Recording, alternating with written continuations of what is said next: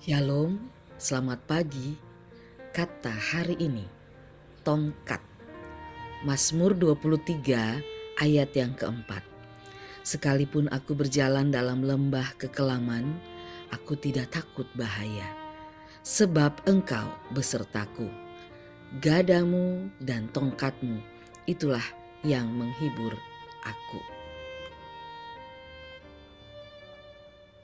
Tongkat secara harafiah dapat diartikan sepotong batang yang dibawa atau digunakan oleh seseorang yang bepergian. Digunakan oleh seorang gembala dan juga orang-orang tua. Gambaran di sebelah ini menunjukkan tongkat dalam konteks Mazmur 23 ayat yang keempat yang dipakai oleh seorang gembala untuk domba-dombanya. Secara metaforis, tongkat melambangkan kekuasaan, baik manusiawi maupun ilahi. Misalnya dalam Bilangan 17 tentang tongkat Harun yang bertunas. Tongkat dari kayu atau ranting pohon yang ramping, panjang, yang salah satu ujungnya melengkung, yang biasa dibawa para gembala. Tongkat ini dipakai untuk mendekatkan domba-domba apabila domba-domba sudah mulai berlarian dan menjauh dari posisi aman, posisi dari gembalanya, maka tongkat akan mengarahkan lagi domba-domba berkumpul. Dan tongkat juga digunakan untuk menuntun para domba pada jalan yang benar. Ketika mereka mulai berlari dan bisa sesat, maka dibawa balik. Kemudian tongkat juga untuk menyelamatkan domba dari kesulitan.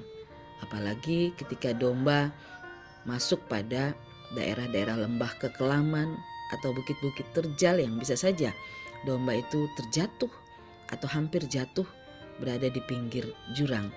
Maka sang gembala akan menyelamatkan domba itu dari posisi yang berbahaya. Dalam kehidupan kita pun Allah menuntun kita dengan kekuasaannya, dengan pertolongannya, dengan tongkatnya. Dia mau supaya kita selalu dekat dengannya. Ketika kita mulai sibuk, ketika kita punya banyak urusan, ketika kita mulai menjauh dari hubungan kita dengan Allah, Allah ingin kita kembali dekat kepadanya. Dia akan membawa kita dengan tongkatnya untuk dekat dan kembali membangun relasi dengan Allah. Bagaimana dengan relasi kita hari ini? Adakah kita dekat dengan Allah atau kita sedang menjauh dari Allah? Kembali kepada relasi yang akrab dengan Allah. Tongkat juga menuntun kita untuk kita tetap berada pada jalan yang benar. Kita tetap pada koridor Allah.